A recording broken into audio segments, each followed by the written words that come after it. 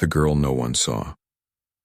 The lights of Langford and Price Corporation glowed like 1,000 sleepless eyes against the night. Inside the 38th floor, where the city's heartbeat faded into the hum of machines, a young woman sat alone beneath the sterile white glow of a desk lamp. Her name was Lila Hart, a quiet analyst whose presence was as easy to overlook as the ticking of the office clock. For 4 years, she had been the invisible backbone of her department, the one who fixed errors before they became disasters, who stayed behind after everyone had left, who turned chaos into order while no one ever thought to ask her name. Her chair faced the endless stretch of spreadsheets and performance graphs that blurred into a meaningless ocean of numbers. Yet she understood them like an artist understands color. The numbers made sense to her. People did not. Outside her glass cubicle, the office was silent. Everyone had gone home hours ago. But Lila's computer screen still glowed with a dozen open tabs, each reflecting in her tired eyes. Her coffee had gone cold long ago. Her stomach churned with the emptiness of forgotten meals, and her hands trembled slightly each time she reached for the keyboard. She wasn't staying late because anyone had asked her to. She was staying because she couldn't bear the thought of something being unfinished. There was a merger proposal due the next morning, one that could determine whether hundreds of employees would still have jobs. And though the entire department had taken turns working on it, the truth was that Lila had quietly rewritten nearly every report in secret. No one would ever know. That was how it had always been. Her supervisor, Martin Doyle, liked to call her the background genius, not as a compliment but as a convenient excuse to take credit for her brilliance. Lila's good at the groundwork, he'd tell the board during presentations. My team ensures the final product shines. His team. As if she wasn't part of it. As if the woman who spent nights rewriting his sloppy analyses didn't exist. Lila had learned long ago that silence was safer than confrontation. It was easier to stay invisible than to fight to be seen. After all, she had tried once before, years ago, when she first joined the company, and the humiliation that followed had burned deep enough to scar. That night, as the city outside softened into a curtain of rain, Lila's vision began to blur. Her temples throbbed from the constant strain. She hadn't eaten since the small sandwich she'd grabbed the day before, and she couldn't remember the last time she had slept properly. Her fingers hovered above the keyboard, trembling from exhaustion, but she forced herself to keep going. Every time she blinked, the graphs on her screen danced and shifted out of focus. The merger had to be perfect. The company was struggling, and this was their one chance to secure stability. She told herself she was doing it for the people who'd never know her, the ones who'd still have paychecks because she refused to give up. The clock read 12:47 a.m. when her body finally began to rebel. A dizzy wave rolled through her vision narrowing to a tunnel of light.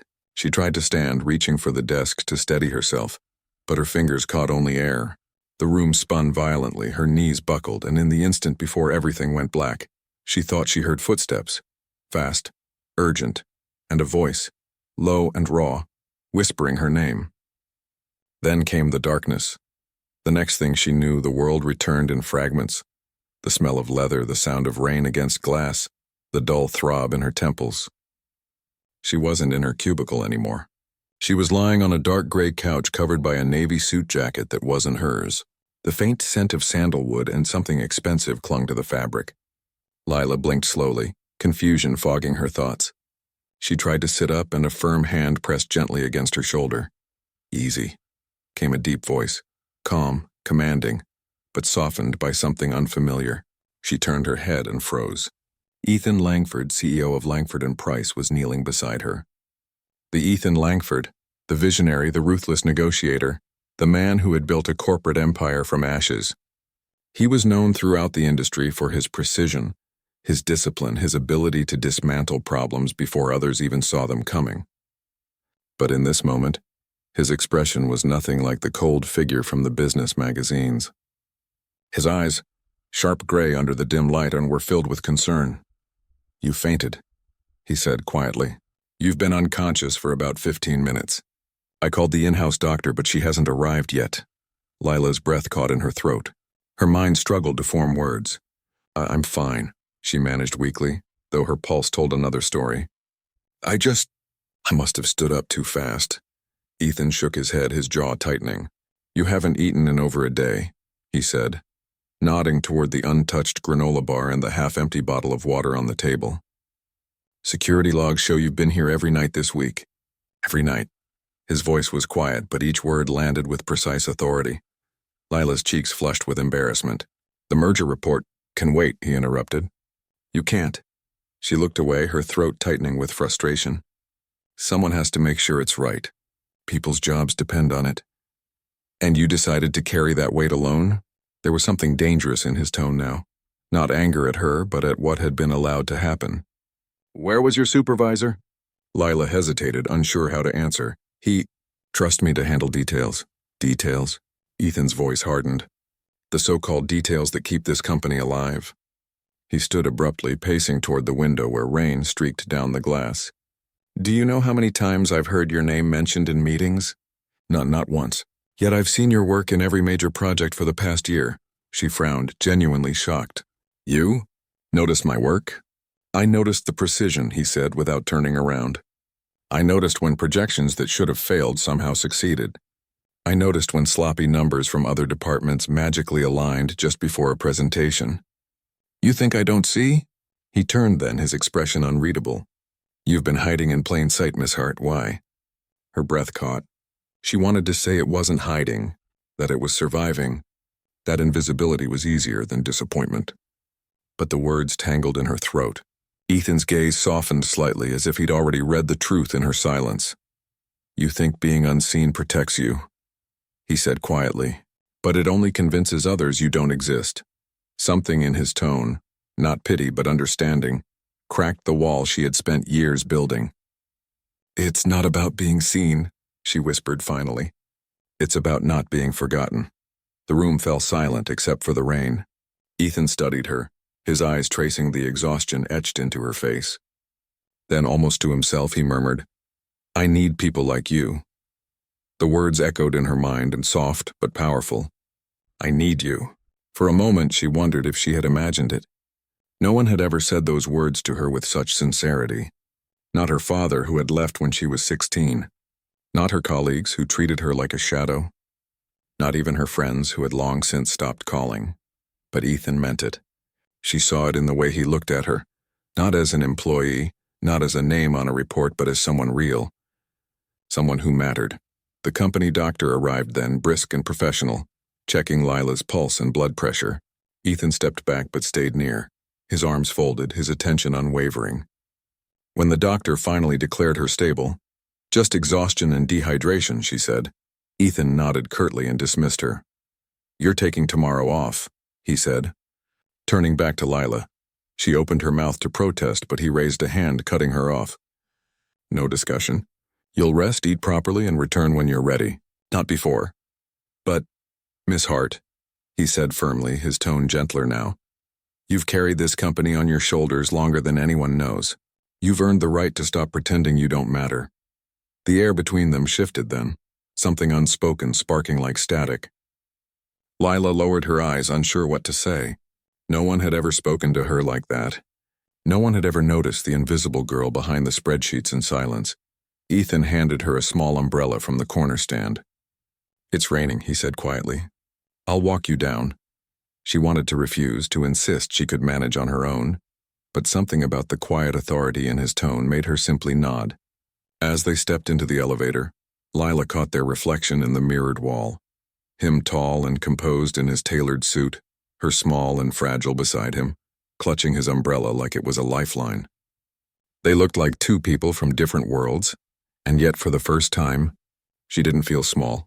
When they reached the lobby, the security guard gave Ethan a respectful nod but looked at Lila with mild surprise, as if seeing her for the first time. Ethan held the door open and the cool night air brushed against her skin.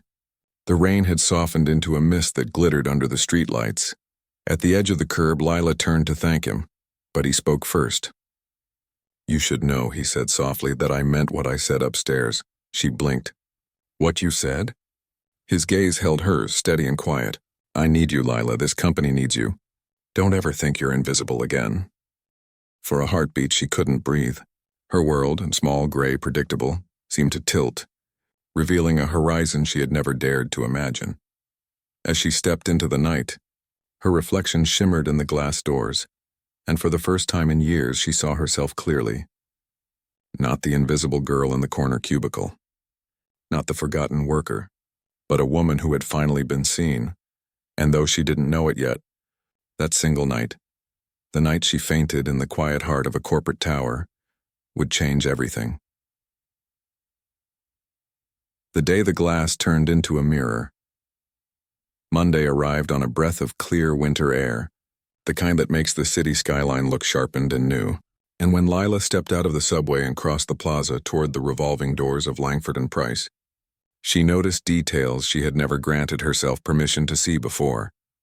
The ripple of morning light on the marble atrium, the subtle warmth of the concierge's greeting, the smell of roasted coffee drifting from the in-house cafe, where junior associates practiced smiles that looked like rehearsed handshakes. She had slept, really slept. The kind of sleep that comes not only from exhaustion but from a strange, fragile hope. And though a thread of apprehension tugged at her thoughts, it was braided now with a steadier line, something like the beginning of belonging. She knew today would not be simple. She knew people would whisper, and they did. She could feel it the moment she reached the elevator bank, and a conversation near the fern wall slid from lively to careful, and a baton of glances passed from one suit to the next.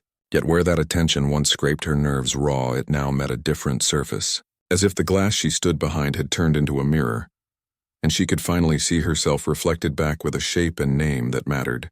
She smoothed the sleeve of her navy blazer, lifted her chin, and stepped into an elevator that smelled faintly of rain and cologne and possibility. On the 38th floor, familiarity reassembled around her. The muted gray of cubicle partitions, the blink of idle monitors, the industrial whisper of the HVAC, as if the building itself had exhaled to make space for the day. At her workstation, an email from facilities apologized for the incident, promising to evaluate after-hours wellness protocols, and a calendar invite from HR appeared like a lighthouse beam. Brief wellness check-in, optional. Most surprising was a meeting request stamped by the executive office itself, 10 o'clock, Boardroom B, Merger Readiness Risk and Human Impact Summary, with her name not buried in the attendee list, but printed beneath the agenda line, presenter, Lila Hart. For a heartbeat, fear surged. That old rehearsed fear that said you don't belong up there. Someone will call it a mistake. They will rescind the invite and laugh about it later. But the fear met a counterweight in the shape of memory. Leather couch and navy jacket, and a voice that had not been theatrical but plain and steady. I need you. She closed her eyes and breathed once, slow and full, and when she opened them, the spreadsheet on her screen looked like a landscape she knew how to cross. The floor had not yet filled when Martin arrived. He wore that tidy perfection of a man who trusted his tailor and distrusted uncertainty. And when he saw her at her desk, a dozen expressions swam beneath his professional smile. Surprise, relief, a quick calculation, then something like irritation that failed to stay submerged. You gave us all a scare, he said, setting his leather folio on the edge of her workstation without asking. I told the executives I'd take point while you recovered. We can't afford delays. The gentle concern in his words walked on the tightrope between performance and warning. Lila thought of all the late nights she had carved a path through his mistakes, how often she had watched him convert her accuracy into his applause, and for the first time, she felt the weight of a boundary coalesce, not as defiance but as stewardship of something she would no longer abandon, her own work. Thank you, she said, voice calm, even warm. I'm presenting the Risk and Human Impact Summary at 10. I've included your name under contributors. The word contributors landed with the soft thud of a locked drawer. A flush colored his neck, and for a second his polished composure cracked, but he recovered with an actor's speed.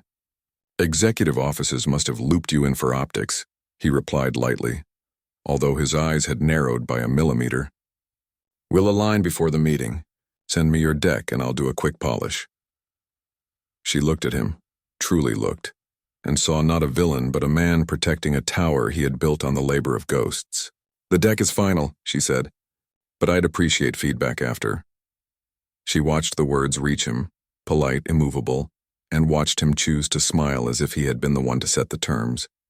Of course, he said, and left a faint fragrance of citrus and threat in his wake. By 9:45, the boardroom hummed with the low electricity of hierarchy. The long table set with small bottles of water, the walls lined with screens awakened from their sleep, the glass door whispering open and shut as directors arrived in tailored pairs. Lila placed her laptop at the presenter's station and felt the old tremor creep into her hands, not because she doubted the work, she had bled precision into it, but because this room was a theater where the invisible were cast as stagehands. When the door opened one last time and Ethan Langford stepped in, the hum changed key. He didn't look at her, not immediately. He greeted the board with the courteous economy of a man who rarely wasted syllables. Yet when he took his seat, he glanced toward the screen where the title slide glowed with clean typography, and his eyes paused at the bottom line where her name appeared, unhidden, indisputable. He gave the smallest nod, less a signal than a confirmation, proceed. It was not an instruction to be brave. It was a recognition that she already was. She spoke without theatrics, a steady cadence that made complex data undo its knots. She showed the models, not as machines that digested numbers, but as lenses calibrated to human consequence, tracing how renegotiated supplier contracts would ripple into factory towns, how minor execution errors could cascade into layoffs that would hollow neighborhoods, how an over-optimistic integration timeline would cost more in attrition than it saved on paper. She presented a phased plan that preserved core synergies while routing around the brittle points, offered on-ramps for retraining and quiet strategies for retaining institutional memory that too many mergers shed like an old skin. She quoted no maxims and promised no miracles. She told the truth with evidence and empathy, and in a room that had often mistaken speed for wisdom, her clarity felt like oxygen. A director interrupted to challenge an assumption, and she did not shrink. She rotated the model and showed the constraint he had missed. Another asked why her talent retention curve bent upward in Q3. She outlined a mentorship pilot that paired seasoned staff with integration leads and cut voluntary departure by 14% in comparable cases. The questions began to change color, from skepticism to curiosity to something like relief. And when she finished, a silence settled that had the shape of reconsidered plans. It was Martin who broke it, planting himself with a smile so professional it squeaked. Compelling, he said, though I worry we're inflating downstream risk. Investors want decisive action. The street rewards boldness. It was the old argument, momentum over meaning, delivered as if courage were a synonym for velocity. Lila did not argue his philosophy. She returned to outcomes. Boldness that ignores implementation is just theater, she answered, tone even. Our plan is bolder because it survives contact with reality. An almost imperceptible shift traveled the table. One of the directors glanced at Ethan as if to gauge whether such plain speech would be punished. But Ethan remained still, attention on Lila, expression unreadable. Martin pressed on, angling for the familiar ground where Lila would retreat and let him reframe. We can workshop a middle path, he said smoothly. I can take Lila's draft and shape a decisive narrative for the street. That was the moment the old script asked her to hand over the work, to disappear in the credits, to accept the nod reserved for ghosts. She felt the first cold edge of that cliff and stepped away from it. Respectfully, she said, this is not a draft. It is the plan I recommend we adopt. I'm prepared to lead its implementation. The two sentences sounded like one of those continental shifts that takes a century in geology and a breath in a human life. The air thinned. Martin's brows rose in performative surprise, but beneath it Lila saw the quick flash of calculation, the mind that measured power like square footage. Lead, he repeated, eyebrows lifted as if she had made an adorable mistake in vocabulary. That's a significant elevation of scope. She felt the old ache. Be smaller, be safe. But she also felt how smallness had cost her more than courage ever had. Yes, she said. It is. She didn't add, I'm ready, because she was past the stage where permission disguised itself as readiness. One of the directors, the kind whose questions usually circled costs like hawks, leaned forward. If she can deliver the retention delta she's projecting, we save more than we'd risk on the integration timeline, he said, tapping a pen against the table. Another director, who rarely spoke, added almost to herself, and we stop bleeding quiet knowledge. The conversation shifted, then flowed around Martin as water finds another channel. Ethan didn't rescue her. He didn't need to. He asked, the single question that matters when leadership ceases to be a performance. What do you need to make this plan work? She answered with specifics. Not a wish list. 2 cross-functional analysts freed from routine reporting for 6 weeks. Named liaisons in legal and HR with decision authority for predefined thresholds. A communication cadence that replaced blizzards of emails with briefings that humans could bear. When she finished, Ethan turned to operations. Make it available. No more than 3 words, and yet a door had opened so quietly you could miss the sound of the latch. She smiled, closed her laptop, and walked out without glancing back at the glowing screens. Outside, the night stretched wide and forgiving. She caught her reflection in the dark glass of the building one last time and recognized the simple, astonishing truth that every invisible person must learn when their work finally breathes. Being seen is not the ending. It's the beginning of seeing others. And that was exactly where Lila Hart intended to start again. She smiled, closed her laptop, and walked out without glancing back at the glowing screens. Outside, the night stretched wide and forgiving. She caught her reflection in the dark glass of the building one last time and recognized the simple, astonishing truth that every invisible person must learn when their work finally breathes. Being seen is not the ending. It's the beginning of seeing others. And that was exactly where Lila Hart intended to start again. The cost of being seen. The air in the city changed with the turning of spring, carrying a gentler warmth that blurred the edge of every building and softened the usual rush of morning footsteps. For most people at Langford and Price, the end of the merger's first phase meant celebration, relief, and a return to predictable routine. But for Lila Hart, routine no longer existed. The once invisible analyst now led one of the company's most critical transition programs, managing divisions that stretched across continents, their success balanced on trust she had spent months carefully building. Her calendar, once a collection of unnoticed time slots filled with silent labor, now glowed with meetings she actually led. Executive reviews, mentorship huddles, cross-department check-ins. The rhythm was exhausting and intoxicating all at once. Yet beneath that new energy pulsed a quieter, heavier awareness. The higher she climbed, the more visible she became, and visibility had its price. At first, the whispers returned only as faint ripples. A comment caught in an elevator, a remark at the coffee station, the almost imperceptible shift in tone when her name appeared in a conversation. Some people were genuinely proud of her rise, grateful even, but others had built their comfort on the assumption that Lila would always stay safely behind them. Among them was Martin Doyle, who had learned to disguise resentment as charm. After the merger's success, he congratulated her publicly, toasted her at the staff luncheon, even sent her a bouquet of orchids that arrived at her desk without a note. But behind his polished smile was a growing sense of threat. For years he had survived by owning other people's light, and now that light had stepped beyond his reach, he could feel the narrative slipping from his hands. The woman he once described as a quiet support function was now the reason investors quoted the company's turnaround as a case study in ethical leadership. And worse still, she had the trust of Ethan Langford, a trust Martin had sought and never secured. It started subtly. Data missing from shared drives, old project documents mysteriously reclassified, reports filed with small but critical errors that pointed back to Lila's team.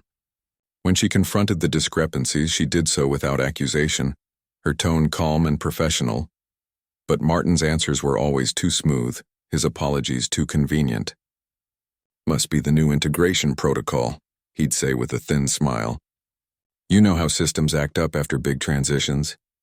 Lila wanted to believe him, but somewhere beneath her disciplined composure, intuition stirred, the old survival sense honed by years of being overlooked and underestimated. Invisibility, she had once learned, was a shield. Now she was learning that visibility was a magnet. Power drew envy the way light drew moths. Meanwhile, Ethan had begun to change too, not in his principles but in his presence. The distance he had always maintained, the invisible wall between himself and those who worked beneath him, had grown more porous. He had started walking the floors again, not to inspect but to understand. He spoke less in directives and more in questions. Once, Lila saw him kneel beside the maintenance team as they replaced a faulty power panel, asking them about safety conditions as if their answers mattered more than quarterly profits. The staff noticed. The gossip that once circled around speculation about his coldness now turned to surprise at his accessibility. Some credited Lila for the transformation. Others whispered that the CEO's interest in his young project lead went beyond mentorship. Lila ignored the chatter at first. She had fought too hard for this place to let rumor dismantle it, yet she could not deny that something unspoken lived between them, something that had begun the night she fainted and that neither had named since. One late evening, she found herself in his office reviewing a set of performance forecasts. The city glittered outside and the floor was nearly empty. Papers spread across the desk like constellations of intent. Ethan stood behind her, one hand resting lightly on the back of her chair as they examined the projections together. "These numbers are strong," he said, "but they'll scare the board if we present them without context. They're not used to good news that isn't dressed in fear." His tone was quiet, thoughtful, but there was an intimacy in the way he said "we" that made her pulse quicken. She turned to meet his gaze, and for a brief, dangerous moment, the professional line between them blurred. His eyes, those same steady gray eyes that had once looked through her, now seemed to search for something beyond competence. There was gratitude in them, yes, and respect, but also the faint shadow of longing, the kind that creeps in when admiration turns into something deeper. Lila broke the gaze first, clearing her throat. "Then we'll dress the numbers in humility," she said softly. "The truth doesn't need to shout." Ethan smiled, small, genuine, but edged with the restraint of a man who understood the cost of misunderstanding. "That's why I trust you," he said. "You know how to make honesty sound safe." The words lingered between them longer than they should have. When she finally gathered her papers to leave, neither spoke again, but both carried the silence as if it had meaning. That night, as she walked to her car, she saw her reflection in the glass doors again, but this time her own eyes held questions she wasn't ready to answer. 2 weeks later, the storm broke. It began with an email leak, an internal communication thread sent anonymously to the media, quoting selective fragments from confidential discussions about the merger's human impact strategy. The leaked excerpts painted the company's leadership as manipulative and disingenuous, suggesting that the ethical approach was merely a PR strategy. The story spread within hours, landing on business news sites and investor feeds. Panic rippled through the office like a tremor. The first investigation traced the source to Lila's project folder. Her account credentials had been used to access and download the documents. Within 24 hours, she found herself sitting in a glass-walled conference room across from HR, 2 compliance officers, and a silent Ethan at the far end of the table. The air in the room was thick with the scent of betrayal. Lila's hands remained folded on the table, her voice steady though her pulse raced. "I didn't leak anything," she said. "You can check my activity logs, my devices, my emails. Someone used my credentials, but it wasn't me." The compliance officer nodded politely but avoided her eyes, scrolling through a report that already seemed to have decided her guilt. Ethan said nothing, only watching her with that same unreadable calm he had used in negotiations. She searched his face for belief, for the smallest flicker of trust, but found only the neutral discipline of a leader protecting his company. "Until the audit concludes," the officer said, "we'll need to suspend your system access. You may continue working remotely on non-confidential assignments." It was a quiet sentence, clinical and devastating. When the meeting ended, Lila gathered her things without speaking. Ethan followed her out into the corridor, the glass walls turning their reflections into faint, distorted ghosts. "I didn't want it to happen this way," he said finally, his voice low. "The evidence is circumstantial, but the optics are brutal. Investors are nervous. I have to protect the company." She stopped walking and turned to him, the hurt visible even through her composure. "You mean you have to protect yourself?" He winced, not at her tone, but at the truth embedded in it. "I'll find out what really happened," he said. "You have my word." She met his eyes one last time, her voice breaking on the edge of restraint. "I believed your word once before." Then she walked away, and this time he let her. The next week was a lesson in silence. Her access revoked, her reputation questioned. Lila worked from her small apartment overlooking the river. The city outside continued its endless rhythm, oblivious to the implosion of her world. News headlines moved on. The public outrage cooled, replaced by the next scandal. But within the company, the damage lingered. Her name had become a question mark, her leadership team reassigned under temporary oversight. Only a few of her closest colleagues stayed in touch, sending messages of quiet support. "We don't believe it," one read. "You built this place. We're with you." She read those words again and again, clinging to them like rope. What she didn't know was that Ethan had already begun his own investigation, quietly, beneath the official channels. He called in the cybersecurity lead directly, reviewed server access logs line by line, and within days the trail began to point somewhere else, toward administrative overrides and system entries that required senior credentials beyond Lila's rank. The deeper they looked, the clearer the pattern became. Someone had manipulated the logs to frame her. When Ethan finally saw the timestamp correlation in the access route, he closed the file slowly, his jaw tightening. It was Martin.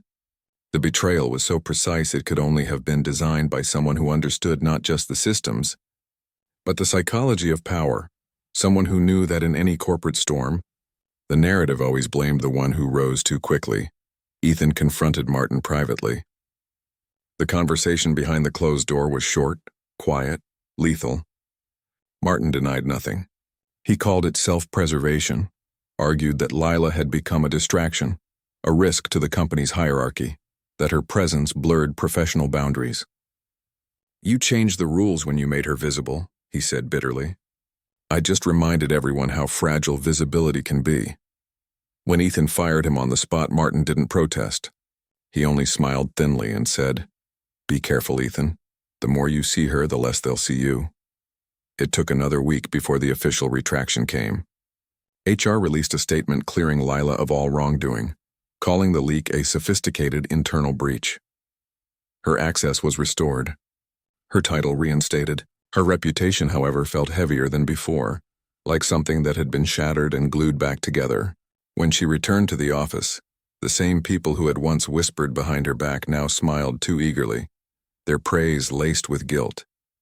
She accepted it all in silence, not because she forgave them, but because she understood them.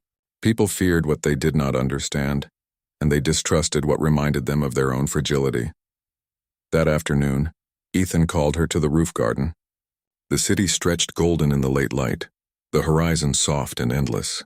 He stood near the edge, his posture still, his face shadowed by something between relief and remorse. When she approached, he didn't turn immediately. "You were right," he said finally.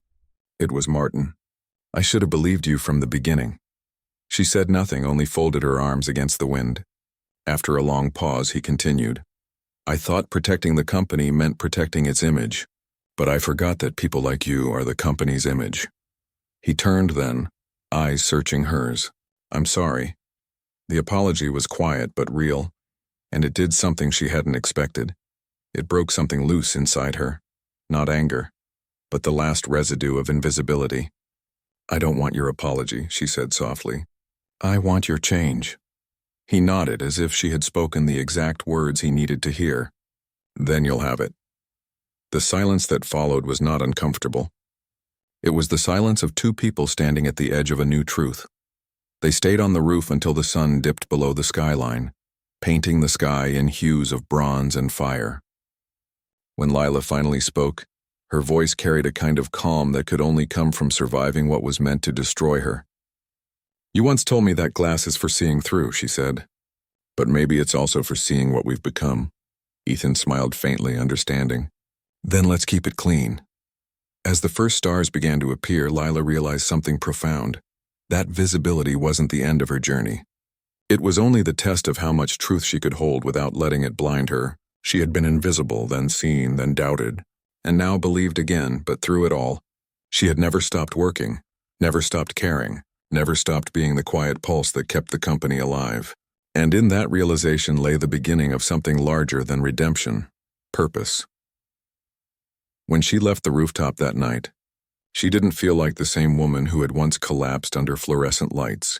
She felt like the architect of her own horizon, no longer afraid of being seen, and no longer defined by it either. When the light learned her name, the months that followed became a season of rebuilding, not of structures or systems, but of faith. The company that once pulsed with quiet dread and rigid hierarchy now breathed differently. The merger that had threatened to fracture Langford and Price had instead transformed it into something no one had predicted. A living, human organism that valued clarity over control. And at the center of that quiet transformation stood Lila Hart, not as a savior, not as a symbol, but as a reminder that compassion and intelligence were not opposites but allies. Yet even as she found herself in this new rhythm, she knew that every resurrection carried its ghosts. The whispers that once feared her now sought her approval. The same people who doubted her integrity now clung to her insight. And though it was not bitterness that lived inside her anymore, she sometimes wondered what it meant to belong to a world that had once been blind to her existence. Lila had been offered promotions, an executive title, a permanent seat on the Innovation Council, but she declined them all at first. Her reasons were not rebellion. They were reflection. Power, she had learned, was a beautiful trap. It offered the illusion of permanence when all it really gave was visibility, dressed as immortality. Instead, she focused on building the foundation she had once wished for herself, a program designed to protect and uplift the invisible. She called it the Horizon Initiative, a mentorship network for under-recognized employees across all branches of the company. The goal was simple: no talent should disappear in silence. The program paired junior analysts, clerks, and interns with seasoned mentors who could guide them not just in work, but in confidence. For every hour she spent in boardrooms, she spent 2 listening to those who had no voice yet. Within months, the pilot group's performance and morale metrics soared beyond any productivity tool or management system Ethan had ever approved. And quietly, without headlines, Lila became what she had always wanted the company to be. A place that saw Ethan notice the change in her before she did. Where once she had spoken like a strategist, sharp and deliberate, now she spoke like someone building something that might outlast her. He admired her restraint, the way she refused to turn her victory into vengeance, the way she treated Martin's sabotage as a lesson rather than a wound. Their relationship had settled into an equilibrium neither fully defined. There was affection, yes, muted, professional, but undeniable. There was mutual respect that bordered on intimacy, and a trust forged not by comfort but by shared fire. Sometimes, during late reviews, their conversation would drift from performance reports to questions of meaning. What success really cost? What leadership owed to those it guided? What kind of legacy a company should leave behind? In those moments, Ethan often felt something shift quietly within him. A humility that made him realize leadership was less about command and more about surrendering to the idea that no one leads alone. One evening in early summer, Ethan found Lila in the rooftop garden again. The air was thick with the scent of jasmine and city heat, and she was seated at the same railing where months ago she had stood as an accused, her world in collapse. Now she sat with a tablet in her lap, her hair tied loosely, a faint smile curving her lips as she reviewed the latest reports from the Horizon teams. When he approached, she looked up, and the ease in her expression caught him off guard. "You look at peace," he said, half teasing. She laughed softly. "Maybe I finally am. For the first time, the work feels like it's working back." He nodded, taking a seat beside her. "The board wants you to take the new Chief Strategy Officer role. They said they won't accept a no this time." Lila smiled faintly, closing her tablet. "I know, and I'll tell them yes on one condition." "Which is?" he asked. "That Horizon becomes a permanent division, not a project. I don't want it to depend on goodwill. I want it to be written into the company's structure. It should survive us both." Ethan studied her for a long moment. "You're the only person I've met who negotiates for everyone but herself." "That's because I already got what I wanted," she said. "I don't need a title to matter. I just need to make sure the next Lila doesn't spend years wondering if she does." The honesty in her voice disarmed him. He turned to face the skyline, the hum of traffic below like a distant heartbeat. "You've changed this company more than I ever did," he said quietly. "You gave it something I didn't know it was missing." She tilted her head slightly. "What's that?" "A soul," he said simply. They sat in silence after that, watching the city lights blink in rhythm with the stars. There was comfort in the quiet, the kind that only 2 people who had already said everything important could share. But beneath that calm, a new chapter was forming, one neither could yet see. A few weeks later, at the company's annual conference, Lila walked onto the main stage as the keynote speaker. The auditorium was filled with employees, investors, and partners from across the globe. A year ago, she wouldn't have been invited to such a platform. Now she stood there as the face of a movement that had redefined corporate leadership. She didn't use slides or charts. Instead, she told a story. The story of a woman who once worked in silence, who fainted under fluorescent lights and woke up to the realization that she had become invisible by choice. She spoke of the night she heard her boss whisper, "I need you," not as a moment of romance or rescue, but as a reminder that every leader, no matter how powerful, needs the people who believe in the work more than the applause. She spoke of failure, betrayal, forgiveness, and the courage to see others even when it's inconvenient. The room was utterly silent when she finished, and for a long moment no one clapped. Then the applause came, not explosive or performative, but deep and sustained. The kind of applause that comes from people who recognize themselves in the story they just heard. After the conference, as the crowd dispersed, Lila stepped backstage. Ethan was waiting there, leaning against the wall with his usual quiet smile. "You made them feel," he said. "That's rarer than making them listen." She exhaled, a weight lifting from her shoulders. Maybe that's all any of this ever was, learning to feel again. He extended his hand, not a command, not a congratulation, but an acknowledgement. "Then thank you for reminding me how." When she took it, it wasn't the electric spark of two people colliding. It was the steady warmth of two stories finally finding their intersection. Years later, long after her name had become synonymous with leadership programs and ethics reforms, when young employees spoke of the company's transformation, they always mentioned her in the same breath as the word beginning. They said she was the first to make them believe that work could be both ambitious and kind.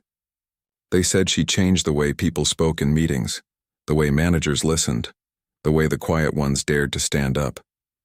And in a way they were right. But what they didn't know, what only she carried within her heart, was that her story had never really been about ambition or victory. It had always been about belonging, about finding the courage to exist fully in a world that once treated her as a shadow, about realizing that being needed was not the same as being seen, and that the real miracle was learning to need yourself. On her last day at Langford and Price, many years later, Lila stood once again in the rooftop garden. The company below her thrived. The Horizon Initiative had expanded to over a dozen countries, and her office, once the smallest corner cubicle, was now a floor lined with plants and light. Ethan had retired 2 years before, handing her the reins in a simple ceremony with no cameras, no media, just a handshake and a smile that said, "You were always meant to lead this." He had gone on to start a foundation supporting small entrepreneurs, often crediting her philosophy as his compass. And though their paths had diverged, the friendship between them had remained, quiet but enduring, a connection that neither time nor distance had eroded. As she looked out over the skyline one last time, the wind tugged at her coat and she closed her eyes, remembering the sound of that voice long ago, the voice that had broken through her darkness to say, "I need you." Now the words carried a different meaning. She smiled, realizing that life had come full circle. The world that once refused to see her now moved to her rhythm, and the light she had once borrowed now carried her name. She reached into her bag and took out the folded piece of paper, the one she had carried since the beginning, the list of names that started it all. Over the years it had been unfolded and rewritten dozens of times, the ink faded, the paper worn soft like fabric. She opened it now, adding one final name at the bottom, her own, Lila Hart. She folded it again, tucked it into her pocket, and whispered to the wind, "For the next invisible one, may they never have to faint to be seen." Then she turned, her steps unhurried, her reflection steady in the glass door ahead. The city glimmered behind her like a living constellation, and somewhere in that expanse she felt the hum of every unseen worker, every quiet dreamer, every voice waiting for permission to matter. And as she walked into the light, she knew that the permission had already been written, by the invisible girl who had finally learned that being seen was never the goal. The goal was to see, and in that seeing she had changed everything.